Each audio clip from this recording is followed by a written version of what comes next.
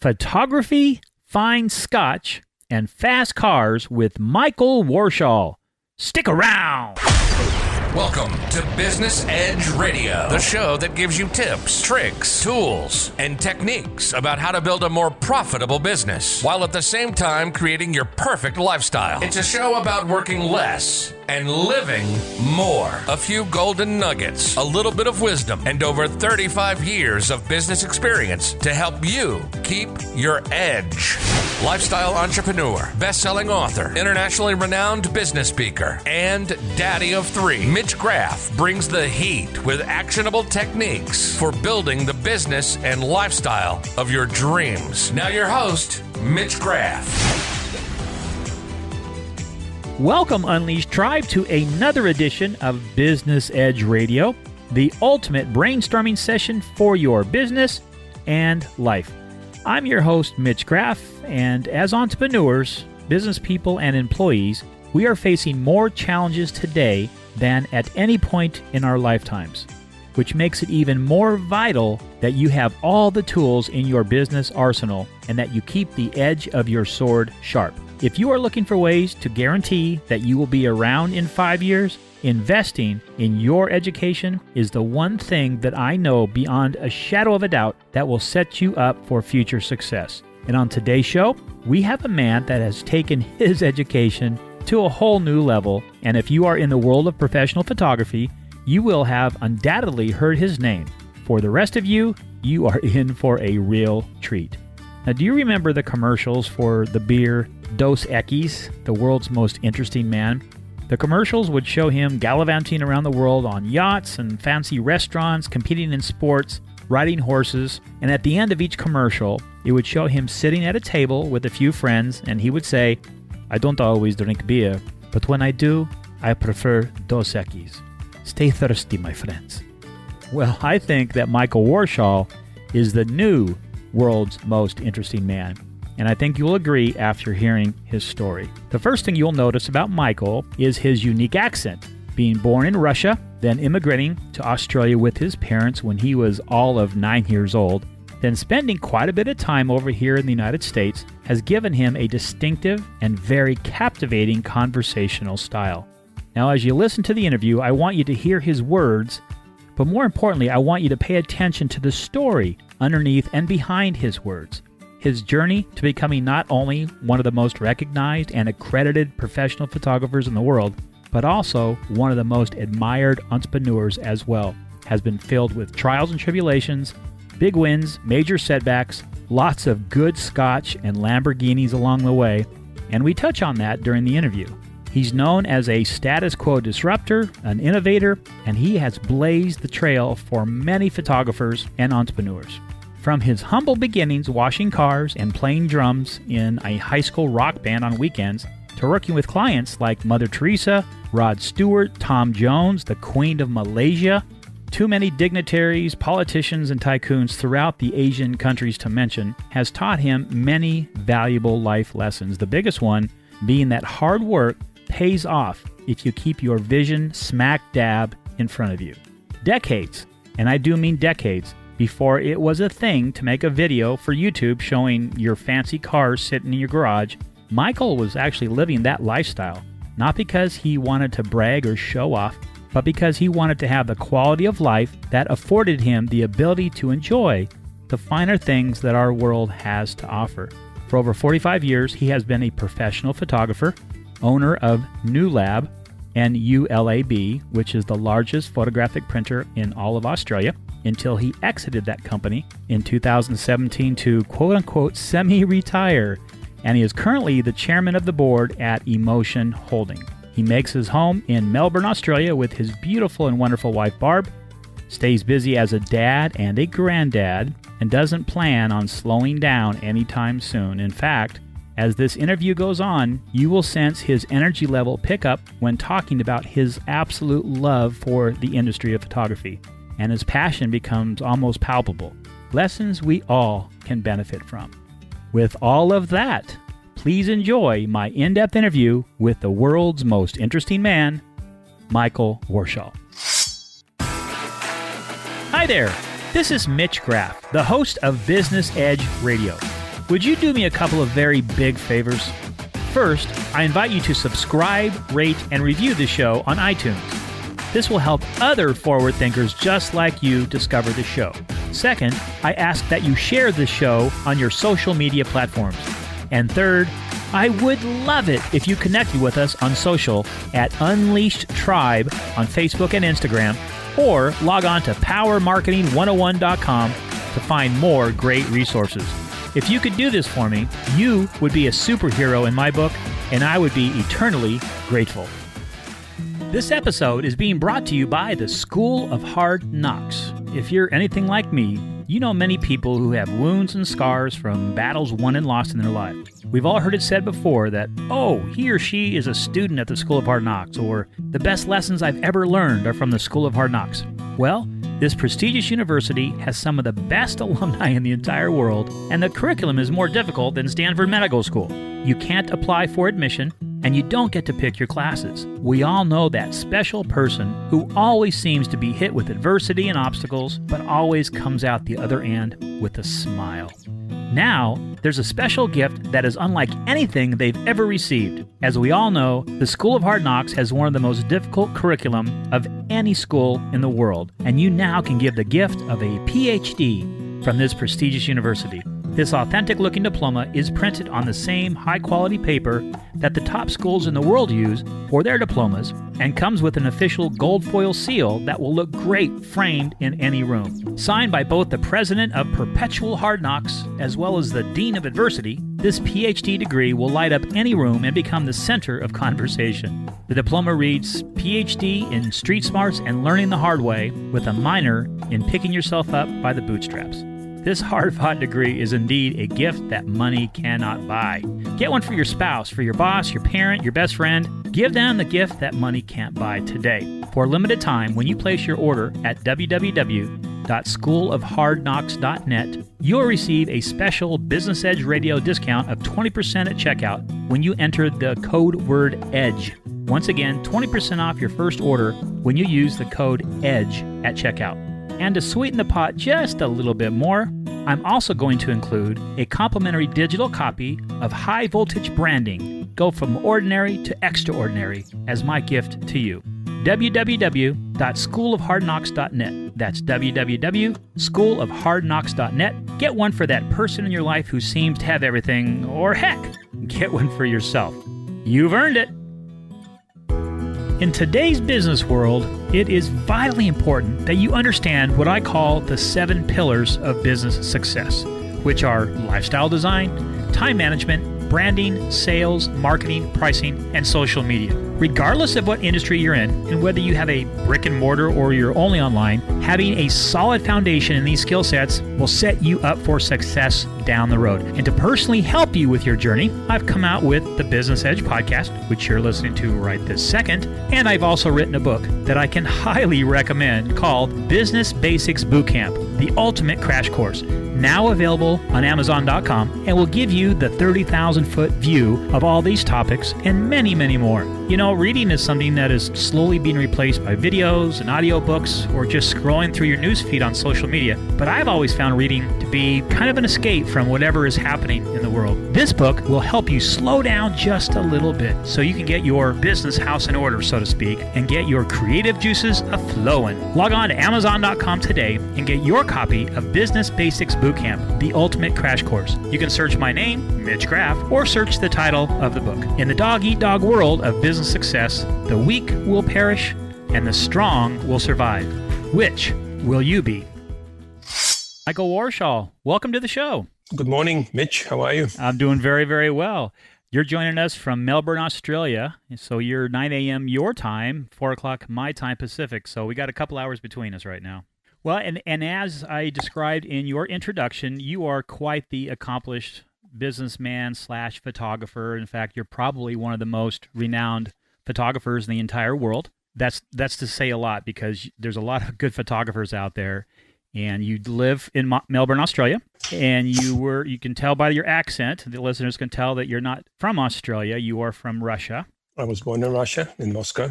And I am holding something in my hand. Instead of starting at the beginning, I kind of want to jump to actually 2017. And I have a thing in my hand here. It is from the Melbourne Lamborghini dealership in Melbourne, Australia. Mm-hmm. It's got the beautiful picture of a Lamborghini. I don't know the model number. Excuse me for that. I'm not a Lambo connoisseur, but the license plate says MW1, assuming that means Michael Warshall 1.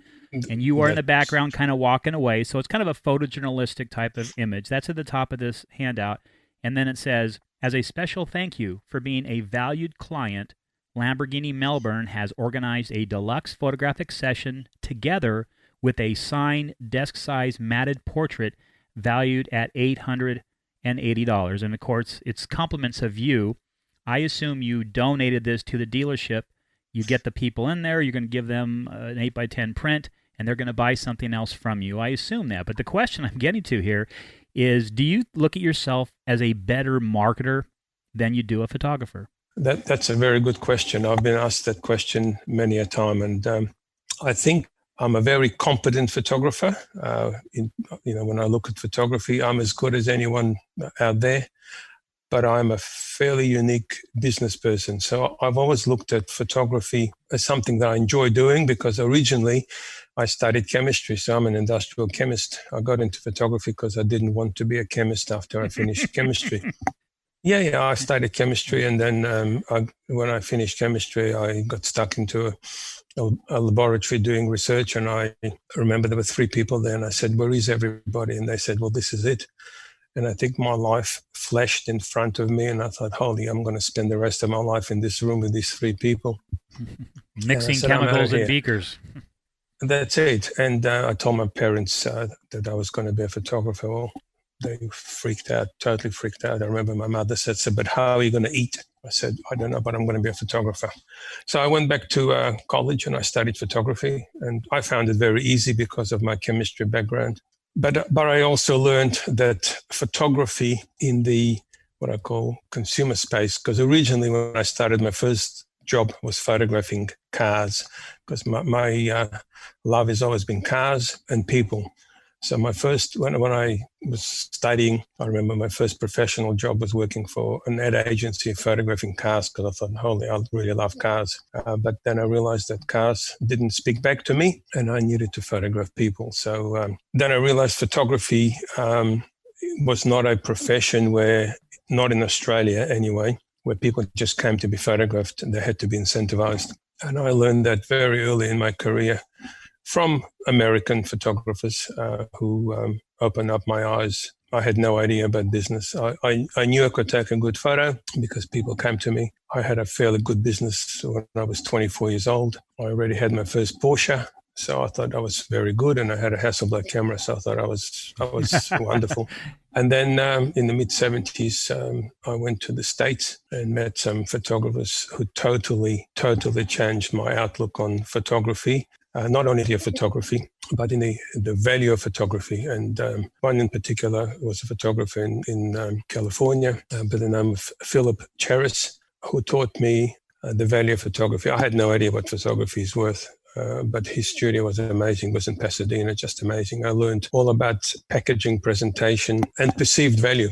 Perceived value is what the customer perceives it's worth, not what the piece of paper is worth. So, but that's going back a long time. Yeah, so the Lamborghini was one of the things that I did. Prior to that, I started, they were my third-party promotions.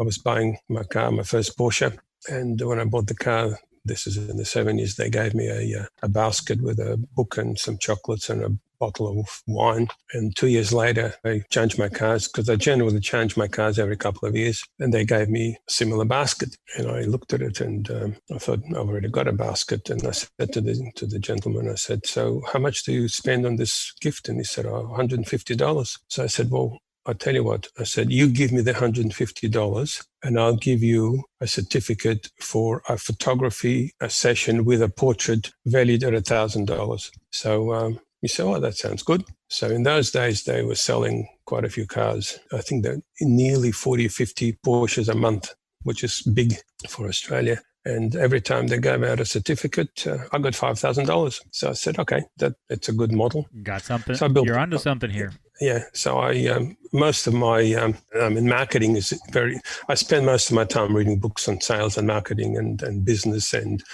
of course, as we got into digital on lots of technology, I enjoy knowledge. So if there's something that I like, I will learn all about it. The same with whiskey and some of my hobbies and cars.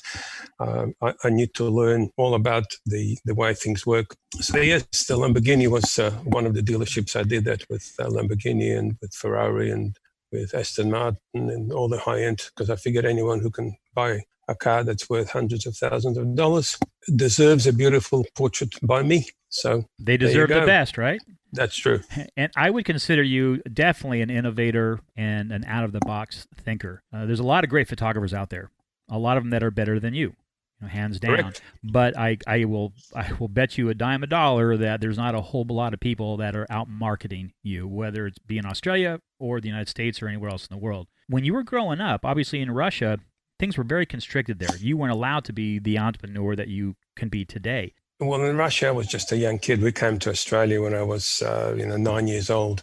But I do remember in Russia standing in the queue, waiting for milk. It was winter, minus 20 degrees. And my mother said, you stay in the queue. And when you get to the shop, if there's milk, you buy it. I said, okay. So I froze myself. And then we came to Australia. And I said, but Mum, look, there's a shop. It's called the Milk Bar. You can buy all the milk you want anytime you want. When we came here, we were typical immigrants. We came with one suitcase. My parents worked 3 jobs each. They put me through school, educated.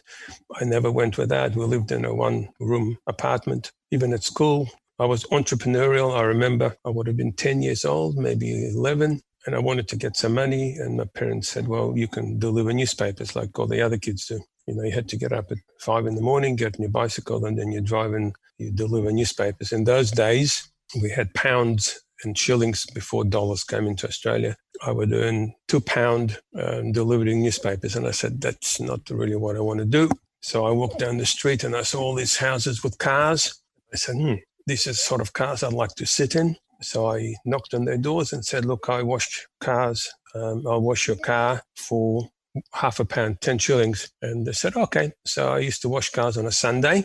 And at the end of the day, I'd make £5, which was 2.5 times what I would do if I was working delivering newspapers. So I started my first business when I was must have been about 10 and a half, 11 years old. And then, so I was entrepreneurial, obviously. I didn't, work was not a fear. So I then liked music. Being, typical immigrants, my parents made me play the piano accordion, and I didn't like it, but I played it. And I always wanted to be a drummer. My parents bought me a drum kit when I was 14 and a half, thereabouts.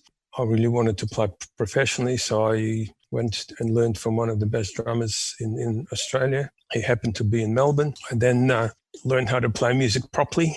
I remember I said to my dad, there's an audition going on around not far from where we lived. They were looking for a drummer to play in a band on the weekends. It was like a hotel retreat. My dad said, well, okay. So he had to put the drums in the back of the car. We drove up to the place, and there were like 20 people auditioning. And I said, no, I'm out of here, because I was the youngest kid. I would have been 15 maybe, something like that. And Dad said, no, I've driven you, you're going to audition. And this happened to be a Latin American band. So I remember the guy who ran the band said, so can you play a bossa nova? I said, yep. Can you play samba? I said, yep. He said, can you play cha-cha? I said, yep. He said, you've got the job. So there you go. So I joined the band, played on the weekends, and then somebody heard me. This was a wedding that we were doing, and they said, look, I've got someone who runs a nightclub in the city, in town. You should go and audition. It's a 4-piece nightclub band. And I said, okay. So anyway, long story short, I went and auditioned. I got the job. And how old were you? I would have been 16.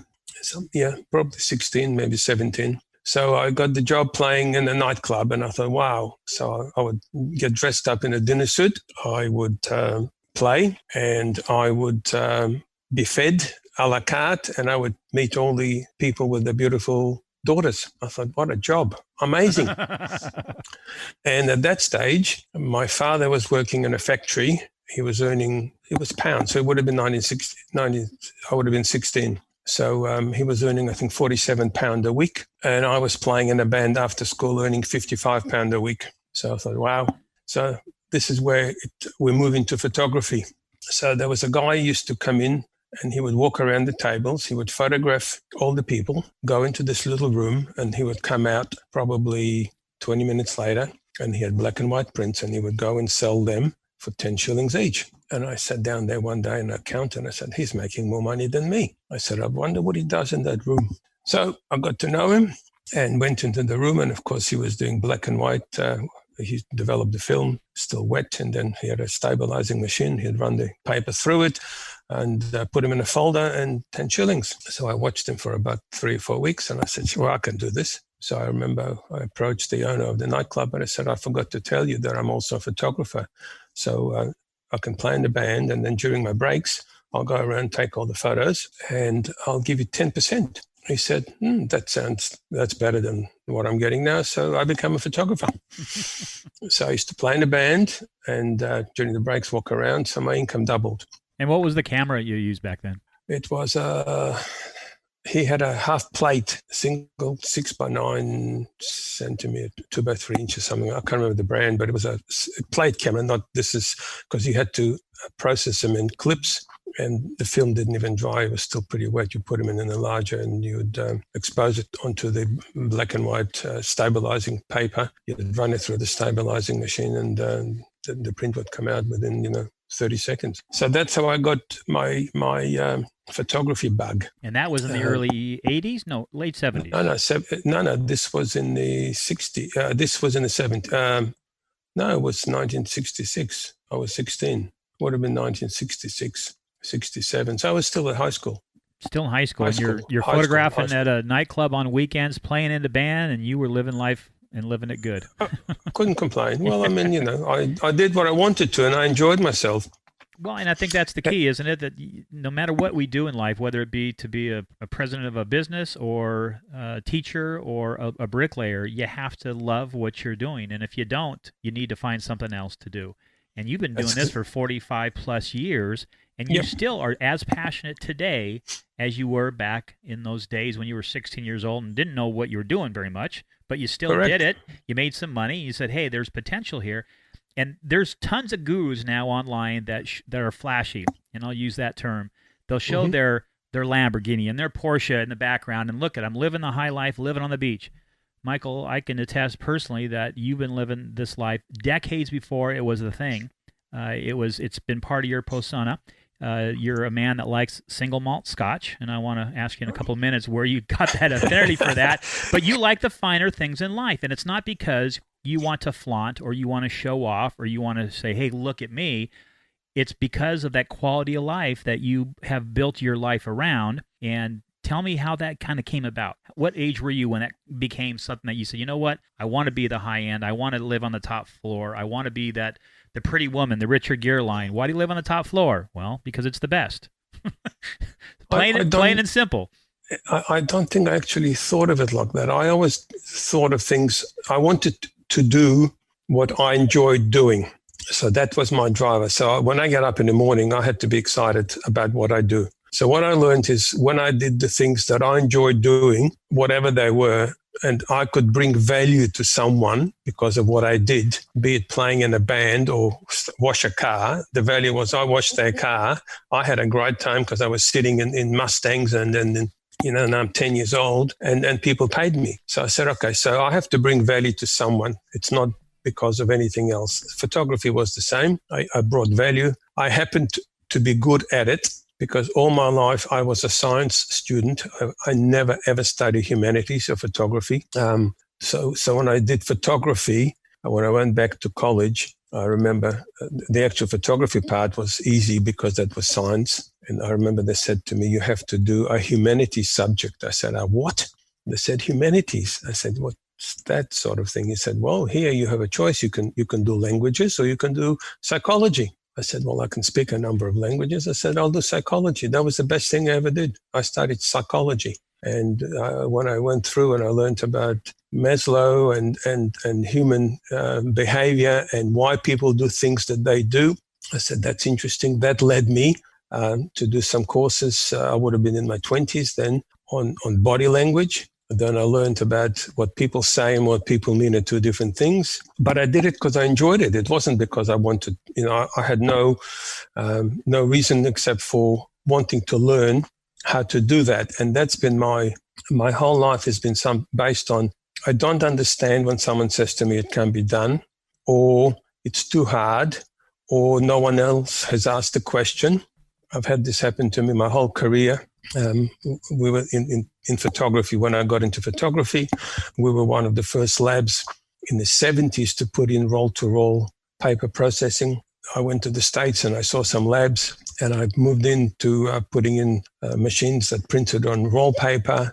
I then, in the 90s, I became friends with a couple of the large lab owners, and I saw a pseudo-digital technology coming in. We brought it into Australia in the 90s. We were one of the first lab to put in digital printing, and on and on and on. And the same happened with digital capture. Well, back then you were truly on the bleeding edge, not the leading edge, but I mean, this is before it was a proven technology. Correct. And we've been at the bleeding edge all the time.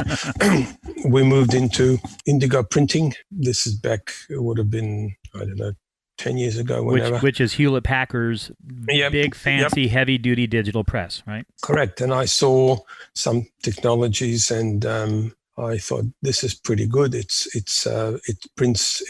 Being a chemist, I said there's no pollution because silver halide is a dirty process, and I knew about that. It would have been I'm thinking must have been early 2000s. I started looking at investigating digital printing using a press. The local distributors for HP said, there's a machine, it's called an Indigo 5500. It probably will satisfy you, because everything I tested just didn't work. The quality wasn't there. I mean, I was one of Kodak's largest clients in Australia, and they said, look, we'll put in next presses. And I said, they look like crap. I'm not interested. Anyway, we got into Indigo, did some tests, invested in an Indigo press. We then made the jump from what I call traditional photographic printing to printing. So I became a printer. My friend said to me, you're a printer, you're not a photo. I said, but I'm in the photo business. He said, yes, but you're a printer. So one of my friends who was a printer said, you should join the Printing Industry Association, because at that stage I was a member of all the photographic associations. I was in Australian, IAPP. I was a member of PPOA in the States. I became a member in the early 70s. And then we had WPPI, and we brought Steve Shinnon and his father we brought them here when they just started. It was WPI, I think. I can't remember what at that stage. So, and I saw, America for me was an eye-opener. I would travel there every year. So I've been to every state in America except for Alaska. I think I've seen more of the states than most people have seen of the states. So I'd travel there with a friend of mine. We'd hire a car in LA, and we would drive around visiting photographers and doing 4 or 5 states at a time, and then come back the following year and do another 5 states. And so I've been everywhere. I've driven down south in the 70s. That was interesting. So photography, and then we were one of the first to put in Kodak's digital printers before Indigo, and they didn't work properly. And we had issues, and I couldn't get it fixed. But one thing I learned, one of my close friends here, he was one of the high-end Kodak employees. In fact, he spent a lot of time in Rochester. And he said to me, if you want anything done, you have to learn and speak to the person who makes the final decision. I said, and how do you know who that is? And he said, well, when you meet anyone, you ask them, you introduce yourself, give them your card, look at their card, and then ask them, who do you report to?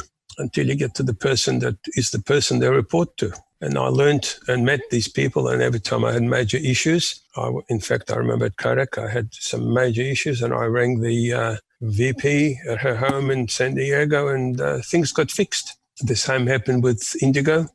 I had major technical issues, and I was told I was the only person complaining. On my travels, when we got into printing, and we're going back a few steps and joining the Printing Industry Association, we then started submitting into their awards, and we won first prizes continuously. In fact, I think we are still, well, mind you, I sold my business 2 years ago. I thought I would semi-retire.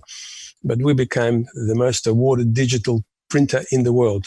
We won gold bennies in America for digital printing, every award in Australia and the whole of Asia Pacific. So I've got boxes and boxes and boxes of awards for digital printing. And you started the lab in 79, is that correct? No. The lab was started in 74. 74, and you got married in 80? I've been with Barb now. We've been together 45 years. So the question is, you had this great career as a photographer, and then you start this new business, and it takes a lot of time and effort and bandwidth. How did she deal with you being this entrepreneur, not having that traditional 8 to 5 where you drew a traditional paycheck? How did she deal with that? Well, that's interesting because when I met her, she was a micro analyst. So she's how could you put it? Intelligent. So How could you put it? Intelligent, yes. She's very intelligent, right? She is intelligent, but she got to me through my stomach. She's a chef. She cooks beautifully. So she used to invite me over to her place and cook for me. Then she said, "Why don't you move in?" And when we did, of course, I speak photography all the time. And she took 3 months off her work and she came and spent the time with me. So she actually started in the business with me in the 70s. So we've worked together. She ran the studios. So it was business. To me, work and pleasure, it's all intermingled. It's not I work and I don't work because I became a wedding photographer. So I worked every weekend for 30 years. So to me, Saturday and Sunday was just like another day. So I've never, ever thought of work Monday to Friday, 9 to 5. I would work when I had to work and do what I had to do. When my photography business took off, I was booked 3 years in advance. I was booked continuously, every weekend, continuously. Okay. And Barb was with me. She ran the studios. When the kids were born, she would bring them to the studio. She'd be doing an album plan on one hand and breastfeeding on the other. So we grew up and worked together, and the kids were brought up at work. They would come to work. They have a very good work ethic. My daughter is a psychologist. She counsels in drug rehab. My son is a finance controller for a multi-squillion-dollar animatronics company. They didn't want to be in photography. I said, you don't have to be involved in the family business. And in fact, about 3-4 years ago, my Barb said to me, she said, so, we're skipping 30 years. She said, what are you going to do with your business? She said, you should think about retiring. And I said, why? She said, well, what are you going to do with your business? You're not spending enough time with me. You've got a grandson and you're working all the time. And that was a time we were going through when we got the indigo presses and we had major issues where I couldn't get the quality that I wanted after investing millions of dollars in the technology. And I needed to travel. I actually ended up traveling. Indigo is based in Israel. HP bought the company. So I finally ended up going to Israel and dealing directly with the physicists, trying to explain to them what the issues were with the equipment. And of course, nobody's ever complained. I said, well, let me explain to you where the problems are. So they were pretty tough times because the technology didn't work the way it should have been. And we made the shift. We were the first lab in the world to shift fully from silver halide to indigo. And it took indigo, I've got to give them credit. They worked on it and I worked with the physicists doing experiments and tests. It took them about a year.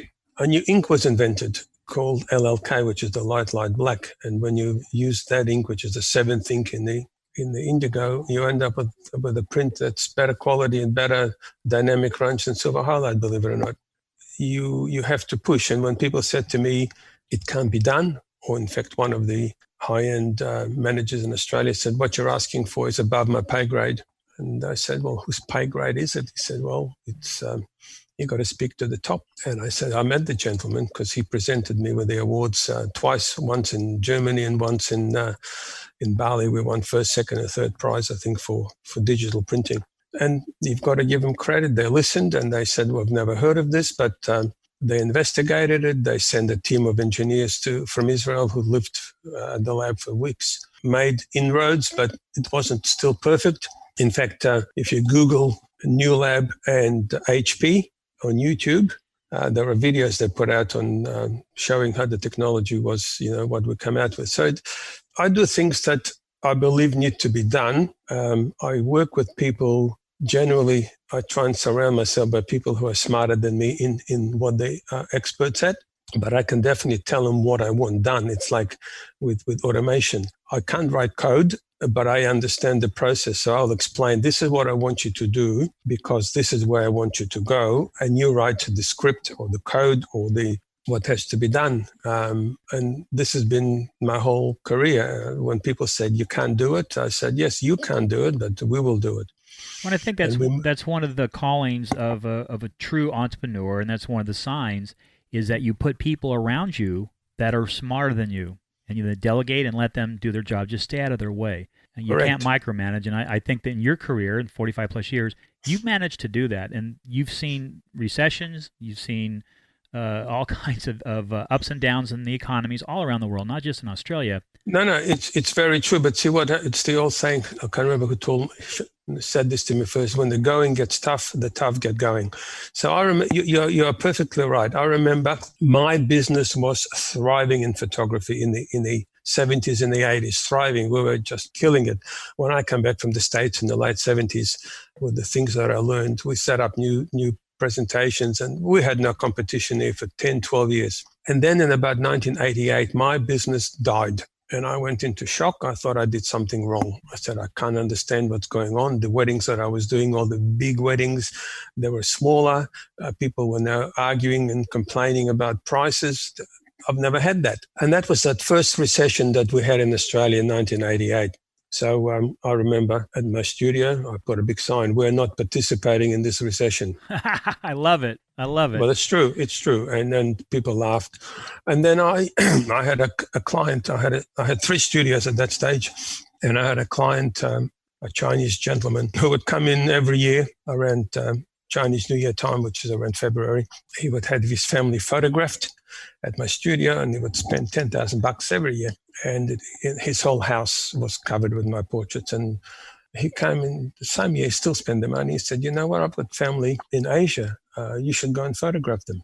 And I said, oh, yeah, he's just being nice. So I said, yeah, thank you. And I then had a wedding, and he was there again, a small Chinese wedding. And he said, no, really, you should. He said, I've got family. They've seen your beautiful portraits. You should go and photograph them. And at that stage, I was getting not desperate, but I'm saying there's something wrong with the business because people are just not spending. And I said, tell me about it. He said, well, I have a cousin in Hong Kong, and I have a cousin also in Jakarta, in Indonesia. I said, really? He said, yeah. I said, okay. So I took a coin and I flipped it. And I said, heads, Jakarta, tails, Hong Kong. Happened to be Jakarta. He said, I'll call my in-laws and you'll photograph them.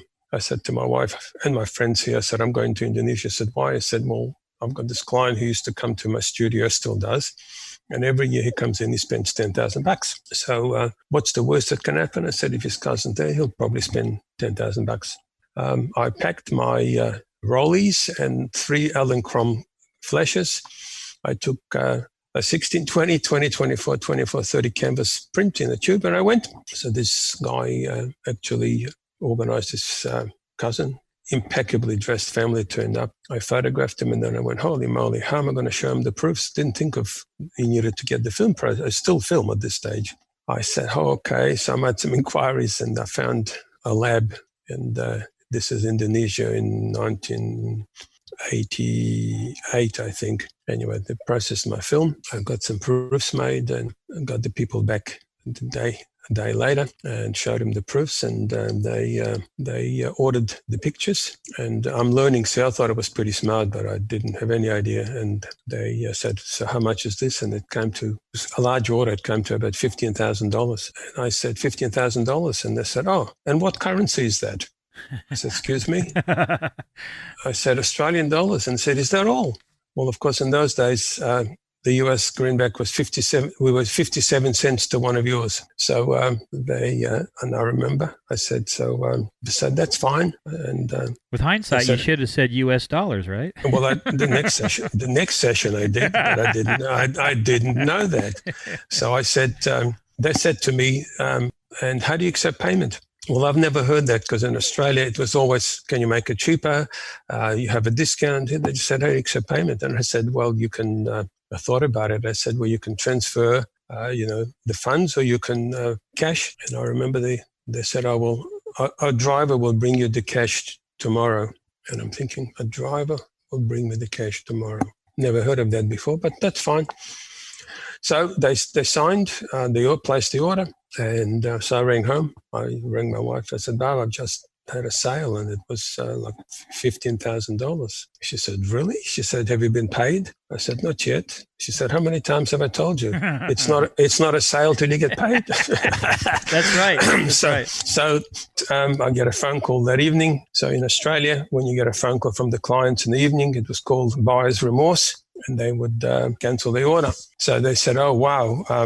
We have a friend of ours who needs to be photographed. Do you think you can fit him in?" And I said, "Let me check my diary." I said, "Yes, I can." They said, "His secretary will call you." So I got a call from the secretary. It was late in the evening, and they said, "Look, I need to make an appointment for my boss to come and have his photos done." I said, "Okay." So this gentleman turns up impeccably dressed, and he said, "I need to have a portrait taken for my office." That's what I heard. But what he actually said was, "I need to have some portraits taken for my offices," but I didn't hear it. I wasn't listening. So I took one roll of film, which was 12 exposures. I had the lab, so I said, "You can come back tomorrow to view." So I went there and said there while the film was being processed and the power was flickering, and I said, "Holy moly." Anyway, the film got overdeveloped, but it was okay. So I had 12 exposures, 12 5x5 proofs. So he came back and he looked at them, and he just, on the table, he just flipped, took about 6 and said, "These are the ones." I said, "Okay." He said, "What's the biggest you can do?"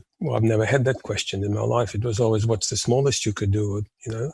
I said, so I showed him a 16-20 canvas. He said, "Anything bigger?" I showed him the 20-24. He said, "Anything bigger?" I had a 24-30, I think, or 20-30. He said, "Anything bigger?" I thought, this must be a game, and I'm not used to the rules of the game. So I pointed to there was a painting on the wall. It would have been a 30-40. He said, "Do you have anything bigger?" I said, "All right, obviously I'm missing something." So I pointed to a door, and he looked, he said, "I'll have 6 that size of this one, and you better give me half a dozen smaller ones pointing to the 30-40 and a dozen little ones." So I've never seen anything like it. Anyway, I wrote it all down. Now, did you have prices for those bigger sizes? Yes. I did. Well, not all of them, but I had prices up to 30-40. So what I just did is I doubled the 30-40 in my head. And I'm calculating in my head, this is the first trip. One family, and so I wasn't ready for it. And this gentleman orders lots of photographs, and the order was about $55,000. And the light bulb went off in your brain. You went, aha. Well, that's true, but I was still saying, okay, I'm still trying to process that. I mean, who orders half a dozen? There would have been, 80-inch prints. So he says the same thing. "How do you accept payment?" I said, "You can transfer the funds or you can pay cash." So the answer was, "My driver will bring you the money tomorrow." And this time I already said US dollars. So I'm sitting here and I'm saying, I've never, this could be a game. It's new. I've never had this. I'm not ringing home. I'm not going to tell my wife because she'll laugh at me.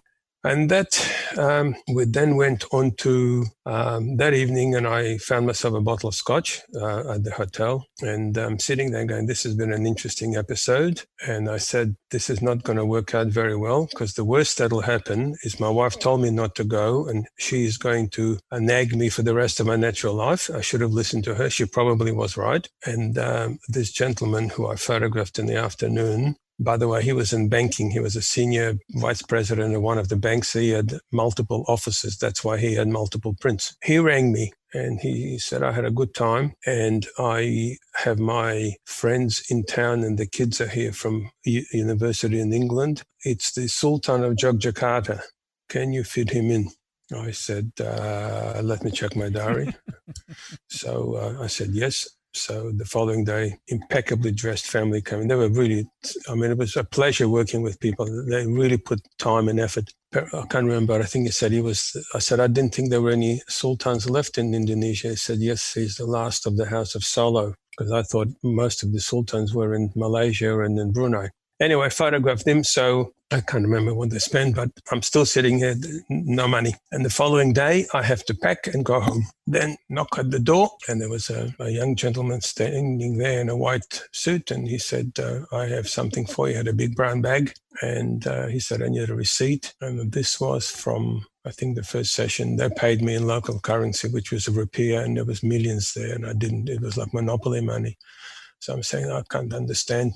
I rang the reception at the hotel and I said, I need to have some money converted into US dollars. And they said, no problems. A driver will come and do it for you. An hour later, second knock on the door, and they brought US greenbacks, cash, and the third one. So I'm sitting there on about $100-something thousand and saying, holy moly, what am I going to do with all this money? So I kept the money on me and the film. When I arrived back in Australia, I declared it, as you do. And of course, I got pulled aside by customs or federal police, and they went through me. They said, "Where'd you get the money from?" I said, "Photography." He said, "That's unusual." And they thought I was a druggie. They let me through. I mean, I declared it because it was income. And going back one step forward, before leaving, I had a phone call from the gentleman who was in the banking, and he said, "I really enjoyed my time with you. Can you come back? I've got some friends who would want to have portraits taken by you." So I said, let me check. I rang Barb and I said, I remember this was about September 88, I think. I said, what's my calendar like? She said, you booked out solid for 3 years in advance. I said, no, but there must be a break somewhere. And then she said, what for? I said, well, I'm coming back. She said, why? I said, well, I've been paid and they like what I do, so there must be an opening here. And she said, well, I remember she said, you've got a Greek wedding on Boxing Day and you've got a big Jewish wedding Tuesday after, so you've got like a 7-day window. I said, fine. So I said, okay, we'll come back. And meanwhile, I'm thinking the complications of having the film processed and all the rest of it. And at that stage, Kodak just released their new Prism, which was a pseudo-digital device where you photographed still on a film camera through a mirror, and the second image was captured on a small floppy disk, and you were able to show it immediately after the session. I said, that's what I need, because these people were all busy and I had to go to the lab, and that was frightening because they couldn't process the film. So I went and ordered a Prism, which was $50,000, and big mama. But so we came back, and my wife came back with me. So we came back in December. And at that stage, I think there were about 20 families, including some of the president's family and many of the tycoons. So then we started coming backwards and forwards. And one of the families said, we've got business associates in Malaysia. They've seen what you do. You should go there. I said, I'm on my way. So they introduced me to one of their business partners, and that led to photographing the royal family, the king and the queen, and that led to all the tycoons. And one of them said, we have business in Brunei. So we did Melbourne, Jakarta, Melbourne, KL, Melbourne, Brunei, Melbourne, Singapore, and basically all the ASEAN countries from 1988 till 97, so nearly 10 years. So you mentioned you went to the hotel after the first day and you cracked a bottle of single malt Scotch. When did you get your first affinity for good Scotch? Well, there you go. So that's a very good question. I know. So when I started my lab, I started using Kodak materials, and the business grew reasonably well. So this would have been mid-70s, maybe 76, something like that. Kodak gave me, we had a TSR, technical sales rep, and he was a Scotsman, 6'4", 6'3". We became really good friends. He recently passed away. His name was Gordon Graham, and Gordon came to me at Christmas and said, Michael, I have a Christmas present for you. I said, oh, thank you. And he gives me a bottle. I said, oh, Scotch. He said, no. He said, sit down. This is single malt. Okay, so when you sit down and you have a 6'4" Scotsman standing over you, and he said, and this is a special one. It's Lafroy. I said, okay. He said, it's from Islay. None of this made sense to me. He said, it's very special. He said, so it will either taste like medicine or you will love it. So I opened the bottle there and then and took a dram of it, and it tasted like medicine because it was very peaty. And I went, holy, that's horrible. But as it went down, it all changed. And I said, this is interesting. So that's how I got introduced. Of course, then I said, well, I need to learn more about it because I had no idea. I thought Scotch was Johnny Walker Red with Coke. That's what we used to drink, or bourbon and Coke. After that, I never mixed my drinks ever again. I then investigated, and I picked up some malts, which a malt is very different to a Scotch. A Scotch is a blended whiskey, and that's blended from multiple malts and rye and all sorts of stuff. A single malt generally is made in one area. It's like good wine, like in Oregon or in Melbourne. It's a particular vineyard, a particular grape variety. It's maturated in a particular barrel, and they have different barrels. So the single malt gets its flavor from the actual barrel, because all malt is just pure white and it's got no flavor. But when you put it in a wooden barrel, it's especially American oak, because most of the barrels come out of the States, because America, when you make bourbon, you can only put it in once. Okay, so the barrels, they can only use it once, and after that, they would be sold to Scotland. So they would mature their whiskies or the malt generally in American oak, but then they also will get Spanish sweet Madeira and port and stuff. So you get all your flavors come from the actual maturation. And Scotch or malt is actually, believe it or not, very healthy for you in small quantities. It is potent, full of ellagic acid, which is a very potent antioxidant. So I remember I downloaded the white paper on it and I showed it to my wife and I said, look, it benefits. She said, don't be silly. Nice try. In full transparency, 10 or 15 years ago, I did a speaking tour throughout Australia, and I don't remember what town it was in, but you introduced me to, I want to say, Single Malt Society of the World or something. We went to this tasting, and in front of me, they brought this beautiful piece of wood with 5 holes in it and 5 shot glasses and a catalog, and we had to go through and sip each one and try to identify which island it came from. And, you use words like pencil shavings. It tastes like pencil shavings, and how peating is. And that was a new experience for me. And here we are to this day, I enjoy a nice single malt. So I have to blame you for that. But it's one of those finer things. You don't have to spend a lot of money to get a single malt. You really don't. It's the same with bourbon. So, that's true. mean, it's a really good bourbon. It's not your basic stuff, but when I drove through Kentucky and Tennessee, I learned all about bourbon. And I have a pretty good collection of American bourbons. Some you can't even get here. But my daughter, when she travels, in fact, she was in the States recently, just before the lockdown. I got her to find me some rare Angel's Envy, which we can't get. And so you can't actually ship alcohol from America because they won't ship. You can only buy it through distributors who are licensed.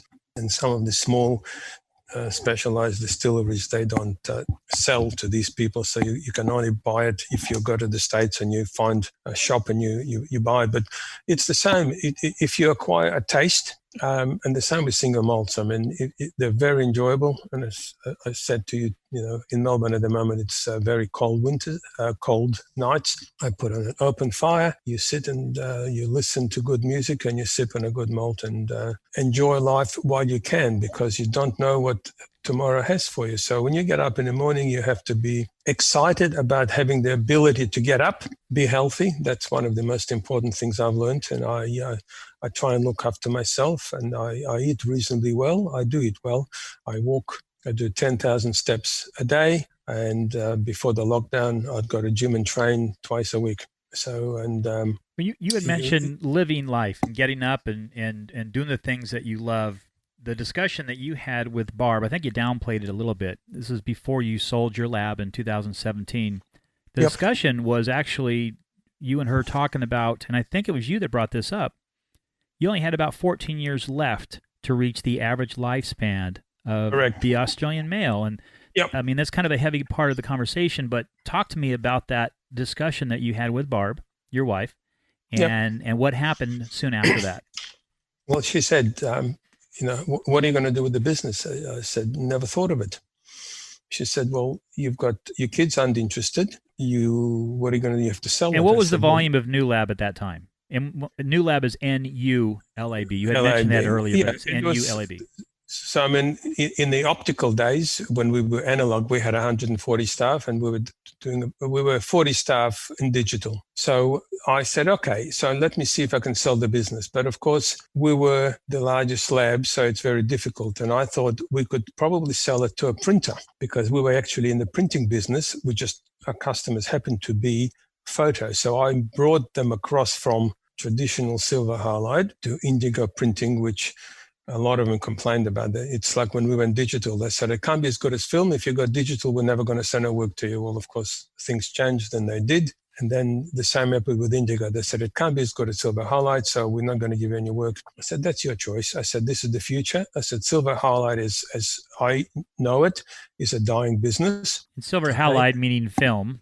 Meaning traditional silver halide, well, paper and film, yes. It's traditional photographic paper is called silver halide because it's got silver in it and it oxidizes, but it's a dirty process. There's chemicals and all the rest of it, whereas printing with indigo, the ink, so, the paper is normal paper, so there's no chemical in it. So you're printing on traditional or regular paper.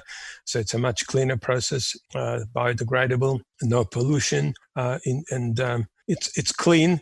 Plus, it's much faster. So one indigo can print equivalent to 10 Kodak RP30 digital printers, basically. Okay, so it's much more efficient. I already saw the demise of Kodak some years ago, going back in history even, I was in Rochester talking to some of the very high-end people. This would have been in the 90s even. And I'm a photographer too, so I wear two hats. Lab owner, printer, photographer, and I thought, how exciting. I won't have to have film, I can just go digital. And I remember sitting in the office in the ivory tower, and the gentleman said, but we make 80% margin on film. And I said, but who's going to use film? I said, me as a photographer, I don't want to use film if I can have a process where there's no film. So the people who invented the process didn't change fast enough, and now they're virtually non-existent. So people are afraid of change, and you need to change, and you've got to look at things, how they're happening. So when I sold the business, I thought I'll semi-retire, spend more time at home, go racing, take the car and go on a track. And I found that it took me 3 months and I was totally bored. See, I don't play golf. I could have told you that, Michael, before. Yeah, I know. Yeah, well, okay. Well, sometimes you have to find out for yourself. I also noticed the major changes in the photo industry. We dealt with thousands of photographers in Australia and New Zealand, and I saw how their businesses were declining, how they were changing. They couldn't understand what was happening. What was happening is total disruption of the industry because of digital, but especially when the mobile phones became an exceptional camera and everybody had a phone on them. So they became photographers. So what I noticed at that stage was a decline in the quality of photography overall. So the professionals, being the IIPP and the PPOA members, kept pushing about quality. And I said, well, that's interesting, but the consumer can't see it. So they cannot tell the difference between an award-winning print and just a print that is good. I was sitting there with my friend Vic Natola. He's a French. He's got 10 studios in Australia, and we've dealt. I've known him for years, and we've traveled together. And I started taking him to all the printing exhibitions. I took him to the first Drupa. Drupa is the largest exhibition in the world, held in Germany, in Cologne, every 4 years. And it's for the printing industry. It's usually, you've been to PPOA, PMA. Well, here there's 500,000 to 600,000 attendees.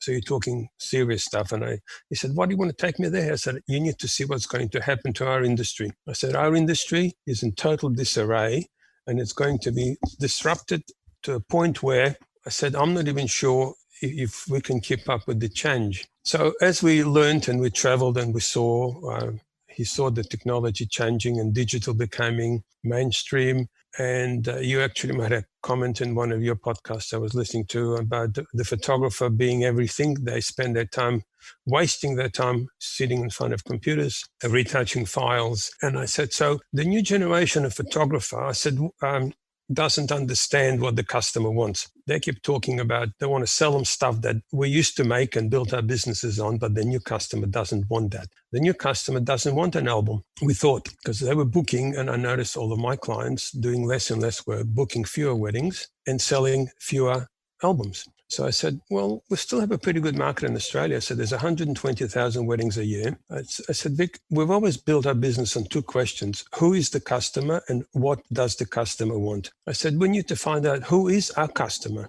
okay, and what do they want? So we surveyed 1,000 brides, and what they told us was quite interesting. So we still have what I call the 10% of the brides who will go to a photographer like me, who was a high-end, exceptionally skilled photographer. And the other 90% don't care about that. They want something that the photographers obviously were not giving to them. So I said, let's survey the brides. So we surveyed them, and I said, so this is what the bride wants. They told us, they said, we want candid, photojournalistic, unstructured photography, not posed.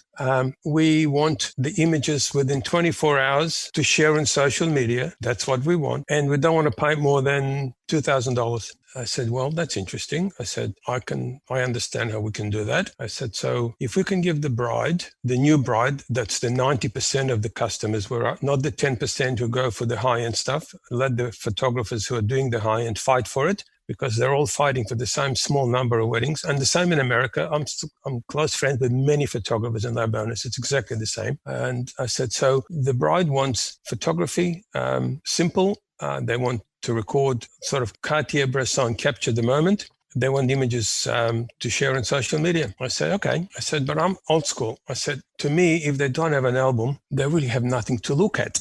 So I said, let's do another survey. We did another one. I said, so if we were to offer you a beautiful album with 20, lie-flat, beautifully presented album with 20 pages, would you buy one? I think 82% said yes. So the next question was, how much do you think this should cost? This was the thing that I've learned. So being a photographer, I'm now jumping back to my era, high-end, accredited, award-winning master photographer, fellow of every institute around the world, all that sort of stuff. So my model was, I go to the lab, I buy an album for $400 and I sell it for $3,000. That's the model. I said, the new bride understands that model and they're not going to give you $3,000. So go back to the survey. And we still make albums. I have equipment. When I sold the lab, I kept the album making equipment because we have unique equipment that produces the best lie-flat albums in the world. In fact, the best labs in the world use this equipment. It's Italian. So when I said the question wasn't, how much would you pay for the album? With the bride, the general consensus was about $450. So I said, but I sell my album to a photographer for $450 and they're not reselling them because they're broke. They just don't believe in it. They want to mark it up. I said, I can sell directly to the consumer. So the consumer still will buy an album, but at a wholesale price, as I call it. So the model is different. The model that I grew up in is broken. So we have brides who are, in fact, we tested the market. And when we tested the market, this would have been 9 months ago, we booked about 150 weddings. Well, and I think the business model for lots of industries, not just photography, but restaurant, in our country, restaurants have been devastated. I know lots of friends that will never be able to open their doors again. And same in Australia and over in Europe. Of course. When Uber Eats came and Deliveroo and all that, they broke the model because people realized have really good food delivered to them, to their homes. And after the coronavirus, there'll be a number of other industries which are going to be devastated. One is the retail shops. People have learned they don't need to go to a shop. Absolutely. They have it delivered. And my wife's been shopping. But when Barb learned computers some years ago, as I call it, she's a prolific shopaholic. She sits in bed with the dogs and she shops. And she spends your money, right? Well, hers, she worked all That's right. Her whole life. So she could be on eBay. She could be buying from some one of her suppliers in New York, or she could be buying from someone in London, or she could be, it's all on the computer and it all gets delivered. And if it's no good, you just send it back. So that model is broken. The next major industry I believe to be disrupted is the motor vehicle industry. And that's for a number of reasons. One, the new generation of millennials, they don't need to have a car to drive. Okay, they just need to get from A to B. And we saw this happening with Uber, where you walk out of your home, you hail an Uber, and you go where you want. So I run seminars around Australia. When I used to travel, I used to hire a car and I would go and visit photographers, clients, run seminars. And when Uber came in, I said, I don't need to hire a car. Then when I'm at the hotel at the Sheraton, pay $50 a night for parking. I walk out of my hotel and I get an Uber, and it was cheaper and more efficient to get an Uber, and they go away and then I come out and get another Uber. So I don't actually need a car. So in Australia, during the coronavirus, the car sales have dropped by 50%. So that's an interesting number. And there's a couple of reasons. One, there's more sales of the electric cars. If you look at Tesla and others, so there's a change of technology. So the old petrol cars are finished. It's just a matter of time. But that the big disruptor is not even that. The big disruptor will be the autonomous car, You're right. which is Right. already there. There are some, towns in Norway, I think, where they've been testing him, and it's just around the corner, because the new generation don't need a car. They don't need to park it. They don't need to have insurance. They just need to get from A to B. So the utilities industry is also in trouble. I mean, everything has been disrupted because of digitization and all the rest of it. So if I look at photography, photography was one of the first industries to be totally disrupted because of new technology, which people didn't want to accept. And photographers still talk about, oh, we'll re-educate the client.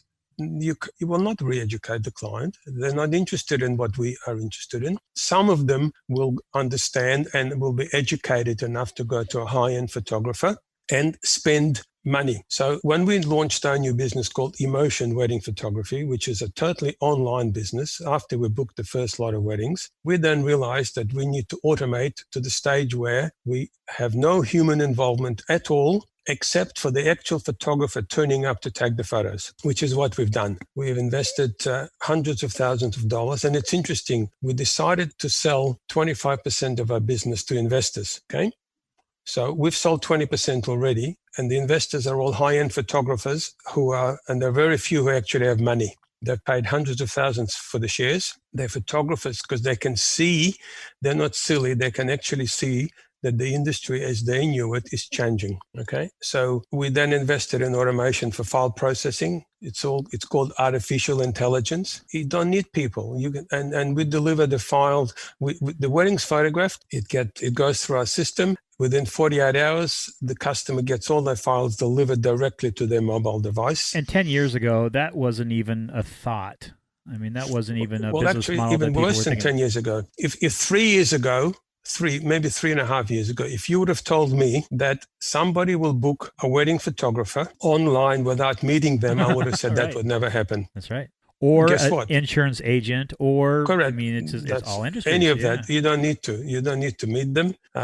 You don't need to see them, except for some. I mean, there will be some where I call them let's call them 10%. I'm being generous. It's probably more like 5%. The same in America. See, in America, you've got 17 times the population. So the wedding market there is ripe for automation because the customer is exactly the same as in Australia. Okay, and in England, it's the same. Mm-hmm. If I look at the wedding business globally, it's a $430 billion business, 430 billion. Okay. People are still getting married, but what I have learned is the customers are very different. So when we started shooting the weddings, now we're talking where I am at the moment, about half the weddings. This is where, in my world, when I got married, you got married, you moved in with your wife, you then had kids, you got a house, you got a dog. So if I look at least half the weddings now, they already have the kids, they already have the dog, and they already have the mortgage on the house. And then they decide to get married 4 to 10 years after. That's right. Well, I said, that's interesting. So I rang a couple. I said, can you help me out? I said, you've got 3 wonderful kids, you've got the house, because they wrote some really nice things about the photos. I said, so why did you get married? They said, we just wanted to have a great party with all our closest family and friends. So in Australia, they're de facto, which means it's half and half already. So all the reasons that we used to get married for are not the same. The number of weddings in churches in Australia, I think last year was only 30%. Over 70% were non-church weddings. So that's a dying business. If you know what I mean. It's all changed. Yeah. It's all changed. You can't resist. I used to say, resistance is futile. Because it's different. So if my client tells me they want to have photography, they want the files within 48 hours, and they want it under $2,000, my job is to work out how to do that. And we have. So it's all online. We have the software has been developed. We have photographers. We have 100 photographers on our books. Our software matches the photographer to the bride using location and reviews. It's all done automatically. There's none of this going backwards and forwards and telemarketing, which is what was the old way when we started this new business.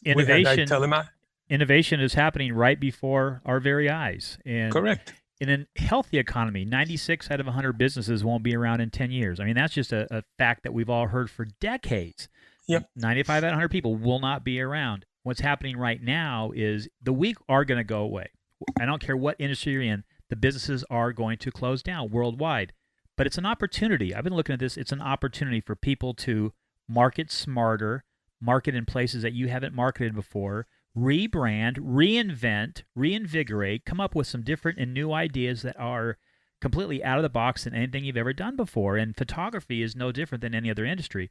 It's going to be painful for a while. You're going to see a lot of friends in photography and other industries just go into a different industry. They're going to go find a job at Costco, or they're going to go find a job working for some other photographer. Done that already, and I have friends like that, and I've seen it. So I said, photography is a fragmented cottage industry business. So generally, it's a 1 or 2 man operation with 1 or 2 staff. So when we looked at our business, the new model, when we got bored, I said, Emotion, I said, it's got to be a brand. Okay, it's not one photographer. It's not I am. And look at you've been in the photography business. The number of studios are declining. There are no studios. Photographers are all part-timers now. In fact, this is an interesting one. When we decided to run this business, we believed that we needed award-winning high-end photographers for our business. So I approached the local institute, and I'm a member. I was in council, and I told them what we're doing. Well, that didn't go down too well. They really freaked out. They said, "How dare you do what you're doing? You're going to lower the value of photography." I said, "I'm not lowering anything." I said, "I just want to help the photographers get it work." I said, "We can market, we'll do the business. All they need to do is turn up, take the photos, and go home. That's it. They don't need to edit. They don't need to do anything." So they said no. So I said, okay. So I spoke to my co-director, and Vic said, "What are we going to do?" I said, "We will fish in a different pond." So we ran some ads in the newspapers looking for experienced wedding photographers. Told them what they had to do. They had to submit a folio. I spent 30 years judging professional folios for the Australian Institute of Professional Photography. So I said, "You need to send in." And we had hundreds and hundreds of applications. So I looked at the work and their resumes, and I ended up interviewing by phone and Skype and or Zoom about 250 photographers. Okay, so let me give you some interesting numbers for photography. There wouldn't have been more than 15 who made all their money from the profession of photography. Mind you, not one of them was an expert. They did weddings and portraits and real estate and schools and graduations and event, anything they could get their hands on. Some of these folios were amazing. The work was just beautiful. One of them I rang and I said, "What do you do?" He said, "I'm a chartered accountant." I said, "A what?" He said, "An accountant. I love photography." I said, "Your work's beautiful." I said, "How many weddings have you done?" He said, "About 200. Mitch, you would know. Most professionals don't do 200 weddings in their career. I had bakers and plumbers and store managers and brokers who liked taking photos. Some of these people did it because they needed the extra money. Others did it because they just liked taking photos, and they're really good at it. And it's not their key profession. That's not their income. Okay, so things have changed. So most of the photographers are now part-time. When I say part-time, they have other jobs, and you made the comment. They've gone to become whatever they were before they got in photography. That's right. Yep. That's right. That's it. And that's so photography. There are lots of photographers around. The customers are very different. Okay, in my space, which is I call consumer people photography. The portrait market in Australia is in diabolical strait. It's shrinking. Everywhere. In America, it's the same. Okay. However, the wedding business is still maintaining, but the model has changed in what the product and what the expectations are. So the expectations are, I want to record my wedding. I want it to be casual. I want my images to share on social media straight away. That's what they want. Then I will buy an album, maybe, they tell you. But when you promote to them and tell them about it, and you only charge them what they said they're prepared to pay, guess what? They all buy. So the model is very different. So the people who've been doing it for a while, they want to change the new generation of consumer to the model that they grew up in, and that ain't going to work. Well, Michael Warshall, before we wrap this up, let's segue away from photography, and I just have a couple of, we'll just call it the rapid fire round questions for you. Give me a hobby that not many people know about, and don't say drinking single malt Scotch. Give me something that people don't know about you. Well, the other hobby, some people know, is going on a track and driving fast cars on a racetrack. Really? What's the fastest you've ever been? The fastest in my car, I've done 300 kilometers in one of my Lamborghinis on one of the racetracks. That's pushing 200. Yeah, over 200 miles an hour. And what's your daily car right now? At the moment, I'm driving a Mercedes ML63 AMG. I've just sold the Lamborghini because my wife can't get into it. She had a knee replacement, so she tells me I need to get a proper car where she can get into it. A proper car. Yeah, none of the, I brought a couple of the small ones, and she laughed at me. She says, "You expect me to get in that?" So at the moment, I've got an M3 and an AMG, and I'm in between cars. Then I got involved in the new project, and I haven't been driving a lot because I'm working from home. Right, exactly, like all of us. Yep, and then we got COVID, so I did test drive the one that she could get into was the Mercedes AMG GTR because it's got bigger doors, so she could get into that. So when I'm ready for another car, I need to have a reason to drive. So at the moment, it's like we've been in lockdown here for 2 months. So the only time I drive the AMG is to go shopping for food, and they actually removed some of the restrictions on COVID the day before yesterday. So now I drive to the beach, which is only a few kilometers from here, and I walk. I do my 10,000 steps walking on the beach. I like the fresh air. Even in the wintertime? Even in the winter. Oh, it's beautiful. Well, and like I said before, the challenging times that we have right now, not just being an entrepreneur, but just being a worker. I mean, we're all facing these challenges unlike anything we've ever seen. And we don't know if it's going to be 30 days, 60 days, 6 months. We don't know at this point. I mean, right now in the U.S., we're starting to open up slowly, but there's also the chance of this thing boomeranging on us, and we have another spike again. Yes, and we probably will. But at the end of the day, the biggest damage has been to the economies. I'll look at our new business. So we had weddings. We still had, I think, 60 weddings to do before this year. And then they said, no weddings are allowed, full stop. That's it. So all the people that had their weddings booked had to change their dates. So all of our weddings that we've had coming up now have changed for 2021. So next year, regardless, the number of functions is going to increase astronomically because of all the weddings that could not take place. That's right. If you can survive as a photographer, as a restaurateur, as a caterer, as anyone that's in the service industry, if you can survive through this, you're going to be set because you're going to get double and triple the volume on the other end. Last question I want to ask you, Michael. What's next for you? What's next? You're 70 years old now. 21. What do you mean? You're 21 in your mind. Yeah. Well, you put your 10,000 steps, and I'm very impressed with that. But you're in the 70, and you're going to be working until you're probably 95 years old. But what's the next big thing that you're going to be doing in your life that you're not already doing? Well, it's interesting. Since we started this new project, Emotion Wedding Photography, I've got friends who've been watching what I'm doing in America. And they're saying you should come and launch in the States. And we're seriously considering at the moment. Franchise it, right? Well, not even that. We could come and run it there. It's the software and understanding the wedding business. I've done weddings for 45 years, and so has my partner, Vic. We know weddings. What we also understand is what the new customer is telling us, and we're not afraid to give them what they're asking for. So we're seriously considering it. I think there's a huge opportunity. We've developed the system. We've got proof of concept. We've booked the jobs. We've automated the process. So we can go anywhere. But because I've got people in the States who know me and have dealt with me, the same with our investors. People invested in a startup hundreds of thousands of dollars. We had nothing to show them except the fact that this is the idea and we're going to make it happen. In the States, there are lots of opportunities because the market is much, much bigger. And it's exactly the same as in Australia, basically run by small fragmented operators. Each photographer does a bit here, they do a bit there.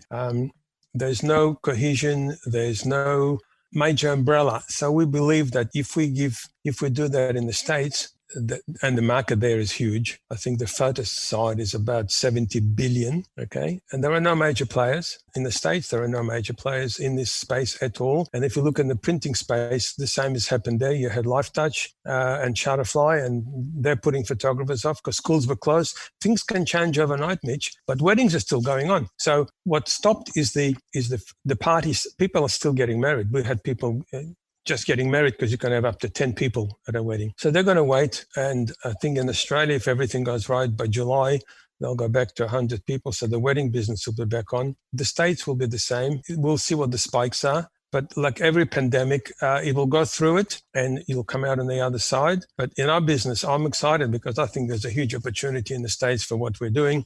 In terms of, it's exciting. It really is. It really is. Yeah. Michael Warshall, after 45 years, I sense more passion and energy in your voice now than I did 15 years ago when I met you. and your energy built through the interview as well. You can just feel that passion just oozing out of your pores. And I appreciate you coming on Business Edge Radio. Go pop a cork of a single malt. Spend some time with that beautiful wife of yours. And thanks for joining the show. Thanks, Mitch. Talk to you soon. This episode is being brought to you by the School of Hard Knocks. If you're anything like me, you know many people who have wounds and scars from battles won and lost in their life.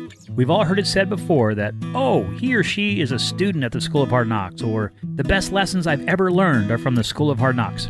Well, this prestigious university has some of the best alumni in the entire world, and the curriculum is more difficult than Stanford Medical School. You can't apply for admission, and you don't get to pick your classes. We all know that special person who always seems to be hit with adversity and obstacles, but always comes out the other end with a smile. Now, there's a special gift that is unlike anything they've ever received. As we all know, the School of Hard Knocks has one of the most difficult curriculum of any school in the world, and you now can give the gift of a PhD from this prestigious university. This authentic-looking diploma is printed on the same high-quality paper that the top schools in the world use for their diplomas and comes with an official gold foil seal that will look great framed in any room. Signed by both the president of Perpetual Hard Knocks as well as the dean of adversity, this PhD degree will light up any room and become the center of conversation. The diploma reads PhD in Street Smarts and Learning the Hard Way with a minor in Picking Yourself Up by the Bootstraps. This hard-fought degree is indeed a gift that money cannot buy. Get one for your spouse, for your boss, your parent, your best friend. Give them the gift that money can't buy today. For a limited time, when you place your order at www.schoolofhardknocks.net, you'll receive a special Business Edge Radio discount of 20% at checkout when you enter the code word EDGE. Once again, 20% off your first order when you use the code EDGE at checkout. And to sweeten the pot just a little bit more, I'm also going to include a complimentary digital copy of High Voltage Branding, Go From Ordinary to Extraordinary, as my gift to you. www.schoolofhardknocks.net. That's www.schoolofhardknocks.net. Get one for that person in your life who seems to have everything, or heck, get one for yourself. You've earned it.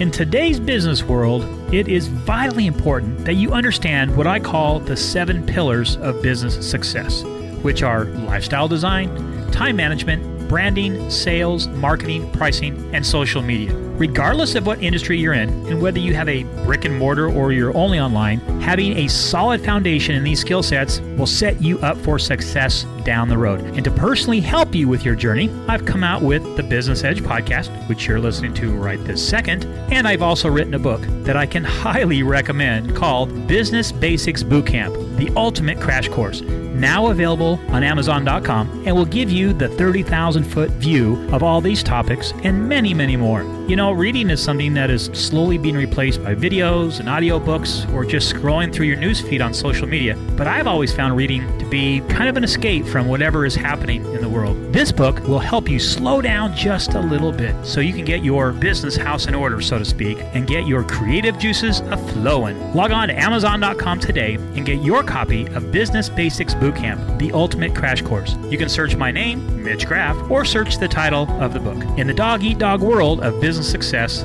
the weak will perish and the strong will survive.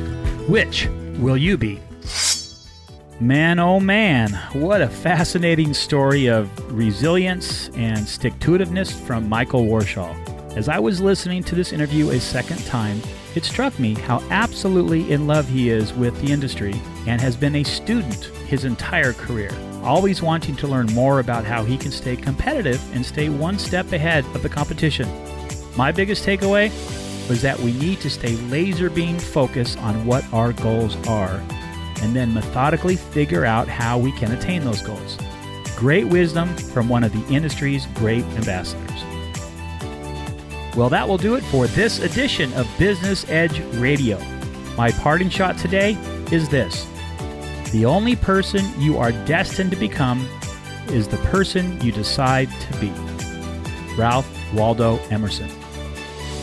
Until next time, this is Mitch Graff reminding you to live with passion. I'll catch you later.